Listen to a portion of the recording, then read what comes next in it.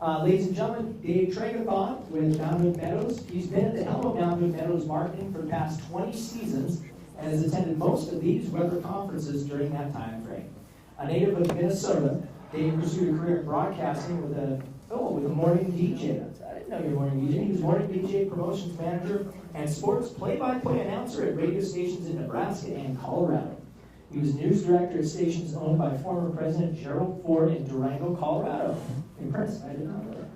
He has worked at ski resorts in Colorado and New Mexico, but considers Mount Hood Meadows to be the ideal ski area due to its legendary terrain, the abundance of snow, and the passion of his coworkers to deliver an ideal mountain resort experience while respecting Mount Hood. Please welcome someone who knows a little bit about winter weather, the Executive Director of PR and Social Media for Mount Hood Meadows, Mr. Dave Tregathon. Thank you, Steve. How many people have been at this conference more than 5 times? Keep your hands up. How about 10 times? 20 times?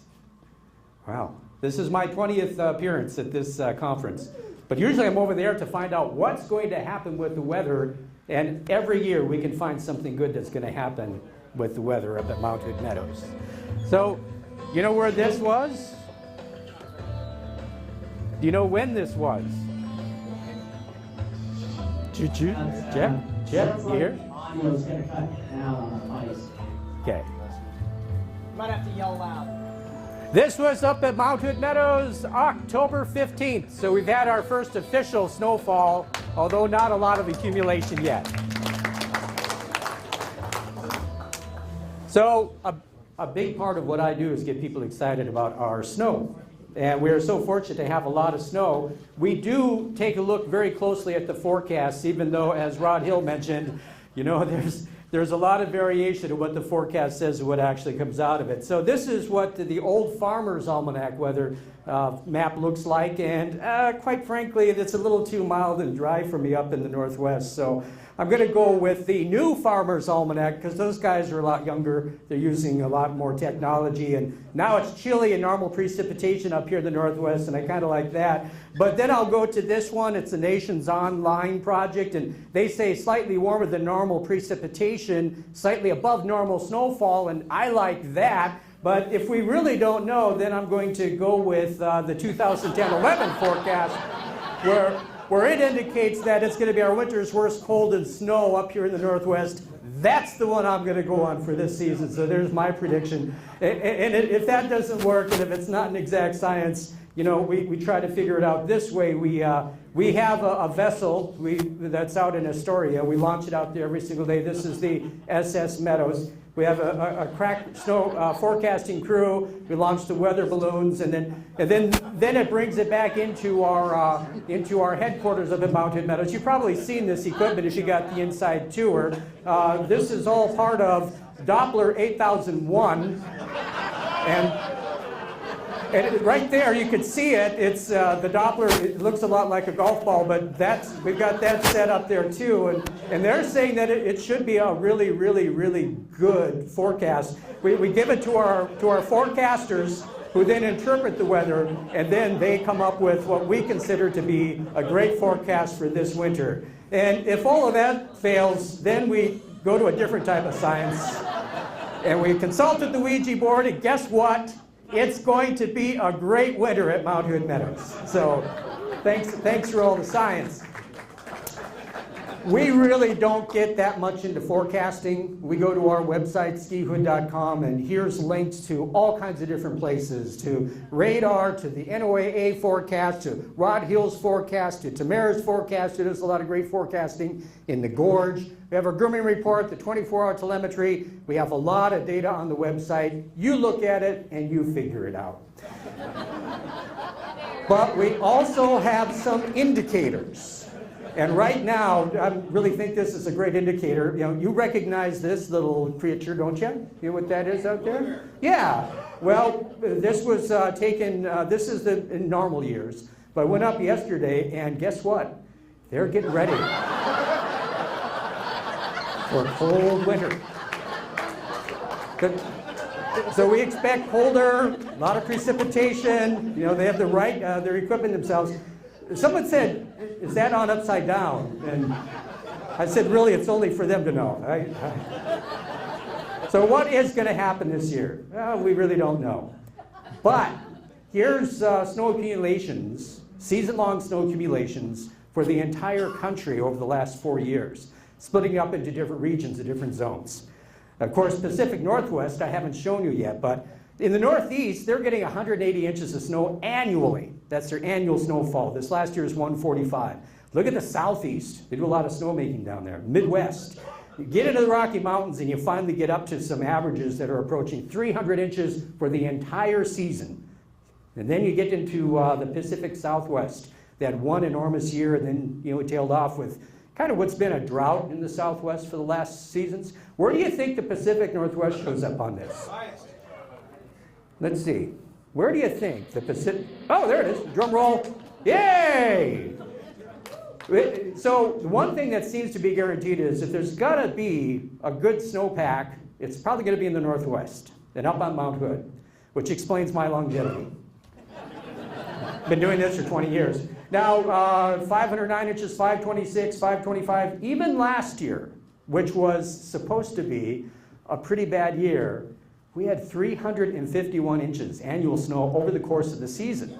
It started out slow, but we ended the season in May with a 125-inch base. Vail rarely gets above 60 inches any time of the year, and they're back in the Rocky Mountains where they may get 200, 250 inches in an average snow season. So again, my longevity of marketing in the ski industry, I work in the Northwest, where we're virtually guaranteed of a good snowpack. I say virtual. Snow, snow, snow, snow. It won't be long before we'll all be there with snow. Snow, snow. I want to wash my hands, my face and hair with snow. Get excited? Snow, I long to clear a path and lift a spade of snow. Snow. To see a great big man entirely made of snow. And dream of snow. Snow, snow, snow.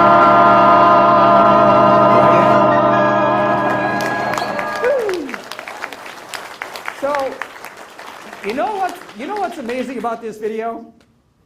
You know what our snow depth was at that time? Take a guess. 80 inches. 60. 40. 23 inches. That entire video was shot before Christmas last year, when supposedly we had a drought and you can't go skiing or snowboarding because there just isn't enough snow up there. 23-inch base at our reporting station, and maybe that's the thing, I got to change the elevation of the reporting station. That we report our snow here in the base area at the 5,400 foot level. And in December, we had a 23-inch base. But up here at Shooting Star, which is more about the 6,600 foot level, we had close to a 60-inch base. Between those two, between that 1,200 foot elevation, there was a difference of about 40 inches between that. Now, we are challenged with climate change and things. Oh, by the way, anybody see the Doppler 8001 on the? Okay, good. Yeah, that's where that's located. So what we need to be talking about here is how we are having to change the perception, snow perceptions, because there was an interview I did on one of the TV stations in January, and we were talking about the coverage that we had up at Mount Hood Meadows, and it was a really good season to that point, and we have conditions like this, and when that interview hit, they actually showed the video of Ski Bowl, which hadn't opened yet. And it was a lifeless lift with green grass underneath it. And I called them up and said, could you please switch the video? Don't put that on when I'm talking about Mount Hood Meadows. So perceptions are hard to change. And that's one of the things that I'm trying to do right here today. Because we no longer need to have a 125-inch base in order for you, our guests, to have a great season. One of the things that we're doing is trail maintenance in the summer time frame. This is a budgeted item. And take a look at that brush there. We cut that down. It's an annual expense because it grows back, and we'll do it next year. But in the past, it took 3 to 4 feet of snow before we could open this trail. Now, 1 to 2 feet. So if we have a 23-inch base, this trail is actually open. Other things that we're doing, snowmaking.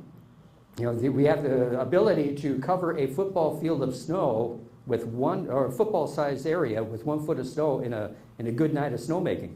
And that's important, especially in our lower part of the mountain, because on the upper mountain, we have plenty of snow. We just need to connect people to it.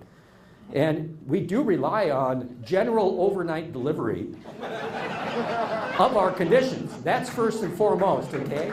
We only have 4 snowmaking machines, but we do like to supplement the natural that we get.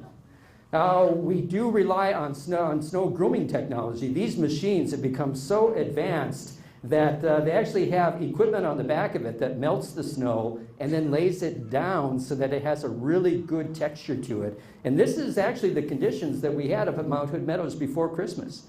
And the majority of our skiers and snowboarders, 70%, love the groom. And that's the type of experience and the type of quality product that we're able to offer even on a 23-inch base. So how do we make sure we get a 23-inch base? Well, last year, we didn't have a lot of snow in the beginning of the season. In fact, this was around November 16th. We had a parking lot of snow, and we went out there and we hauled all of that snow up into the base area. And we built all of our ramps to our lifts in the lower mountain. And then we built up the base in the base area where we only had 23 inches of natural, so that then we could connect the people from the base area up to the rest of the mountain where there was plenty of snow for them to enjoy. So this is just some of the things that we're doing. We moved 908 tons of snow. 908 tons of snow into the base area to build our ramps and to make sure that we had enough snow to connect people from the base area to the upper part of the mountain.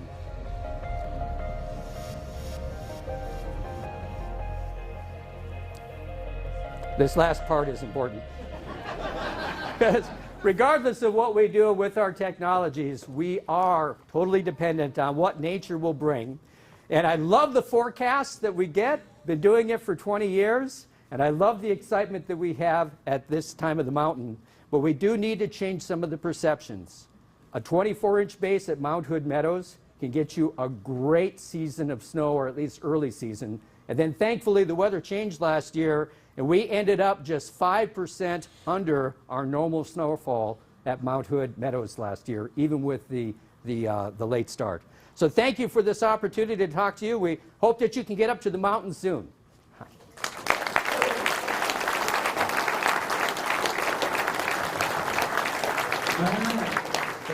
you. Thank you. Thank you very much.